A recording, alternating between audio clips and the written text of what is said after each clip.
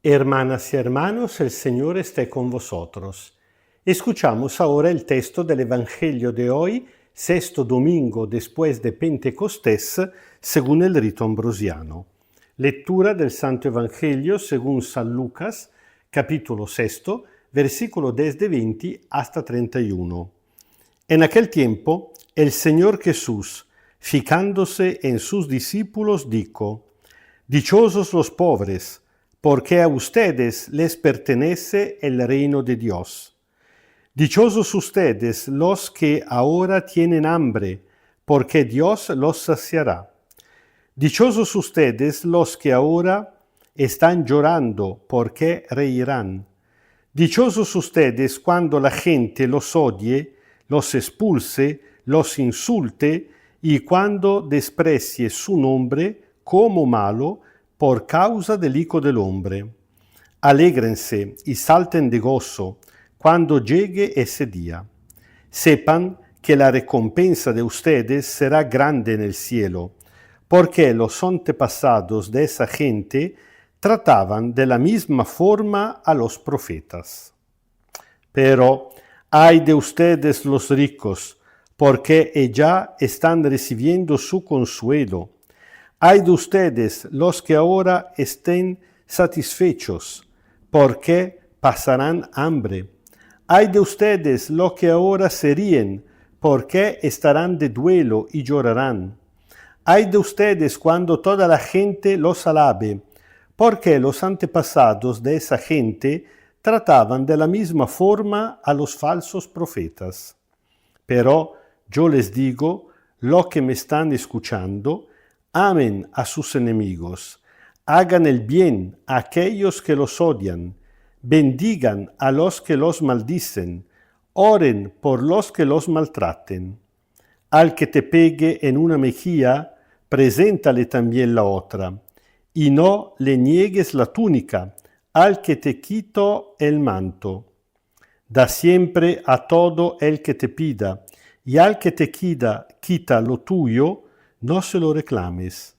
Traten a los demás como ustedes quieren que ellos los traten. Palabra del Señor. Es una enseñanza muy rica, al punto que ni siquiera podemos comentarla de forma completa o casi completa en este momento. Solamente vamos a tocar el sentido general. Primariamente, escuchamos las bienaventuranzas en la versión del Evangelio de San Lucas. Nosotros sabemos que en los 4 evangelios encontramos 2 listados de bienaventuranzas. Una primera vez en el Evangelio de San Mateo, otra vez ahora en el Evangelio de San Lucas. En el Evangelio de San Mateo tienen un matiz más espiritual, en el Evangelio de San Lucas son más directa y concreta práctica. A veces hay gente que se pregunta, entonces, ¿cuál es la forma original? Sinceramente me parece una pregunta superficial, para no decir tonta. ¿Por qué?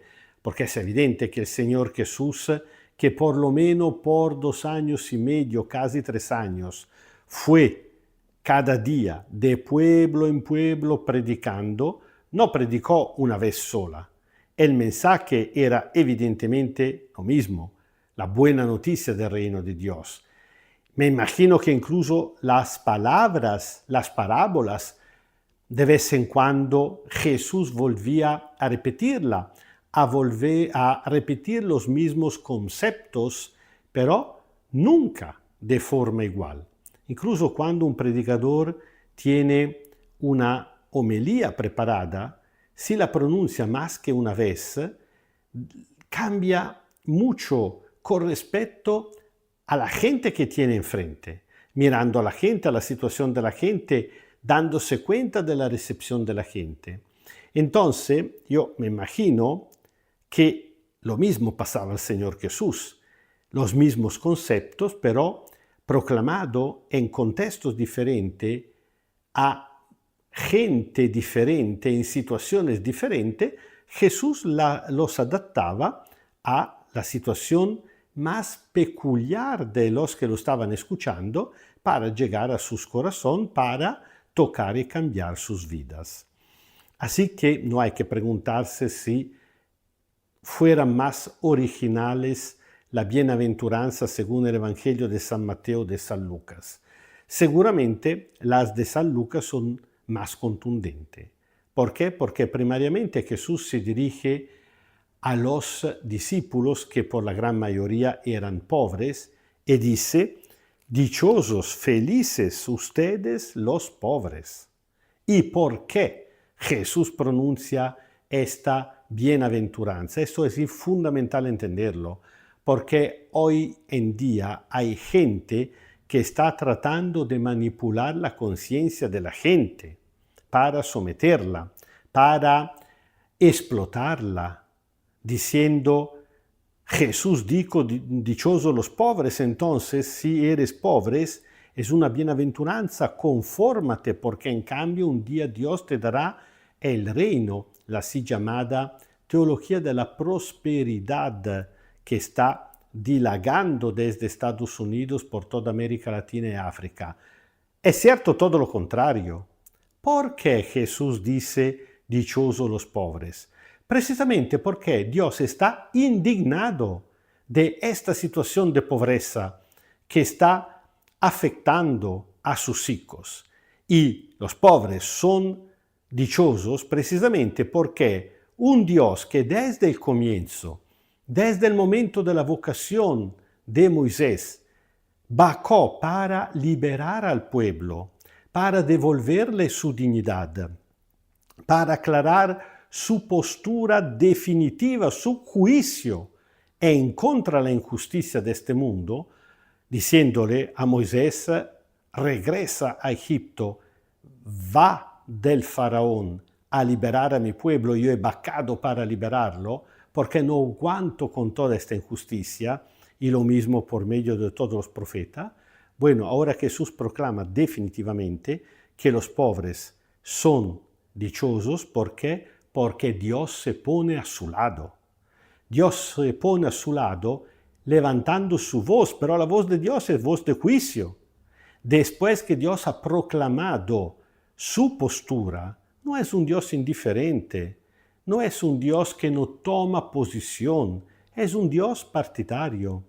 Esto significa que entonces no ama a los ricos, todo lo contrario. Precisamente porque ama también a los ricos, Jesús llora sobre los ricos. ¡Ay de ustedes! El género literario del ay es una lamentación, es un llorar. Jesús llorará también sobre Jerusalén. Esto significa que, siendo Jesús siempre el gran revelador y único revelador del Padre, Jesús llora sobre los ricos precisamente porque si la pobreza es injusta y Dios no la acepta, la riqueza, al contrario, es peligrosa y lleva a la muerte espiritual de la persona. Por eso, son dos caras de la misma medalla, son las dos caras del amor de Dios, que se pone al lado de los pobres y le reclama a los ricos que respeten la justicia para el bien de los pobres, pero también para la salvación de su alma, del alma de los ricos. En este caso, cuando el gran mártir de América Latina, Monseñor Óscar Arnulfo Romero, lo acusaban de ser comunista, precisamente porque se había puesto al lado de los pobres, y solamente un tonto puede decir algo así, Jesús había venido 1800 años antes que Karl Marx, es decir, que si alguien copió del otro, no fue Jesús a copiar de Marx, sino lo contrario, evidentemente, y Monseñor Romero, como muchos que se dejaron martirizar para ponerse al lado de los pobres, no lo hicieron porque inspirado de una ideología que puede gustar o no, se puede evaluarla de una manera o de su contrario, sino porque se dejaron inspirar precisamente por parte de la palabra de Jesús. Y como una declaración, por cuanto ya contundente como esta, no es suficiente, Jesús sigue haciéndole ejemplo concreto a los suyos cómo tienen que actuar en este mundo y tienen que actuar de manera totalmente diferente de la lógica del mundo, hasta el punto de amar a los enemigos. ¿Sí? Aquí no podemos evidentemente comentar todas las frases, pero comento la última, que es un resumen, es la lógica. Traten a los demás como ustedes quieren que ellos los traten. Cuidado, que Jesús no dice traten a los demás como ellos los tratan a ustedes, sino como ustedes quieren que ellos los traten. Hasta el día de hoy escucho gente que dice no tenemos que permitir, por ejemplo, a los musulmanes de construir mezquita en los países católicos, con todo confundiendo continuamente los países con la religión, la política con la religión, porque ellos no nos permiten construir iglesias en sus países. Es una confusión total, es una bestialidad incluso a nivel humano, porque una cosa son los países, otra cosa son las religiones, y a veces tenemos países dictatoriales en ámbito cristiano, otras veces en ámbito musulmanos, el caos total. Pero, tomando en su falsidad la frase, si fuera verdad que todos los países donde la mayoría son musulmanes no nos permitieran, cosa que es falsa, no nos permitieran construir iglesias en sus países, nosotros tuviéramos el deber de permitirle a todos los fieles musulmanes de construir mezquitas en los países supuestamente cristianos. Digo supuestamente es porque me cuesta pensar que nuestros países occidentales son cristianos. Se llaman cristianos, ser cristiano es otra cosa. Significaría ser auténticos discípulos del Señor Jesús.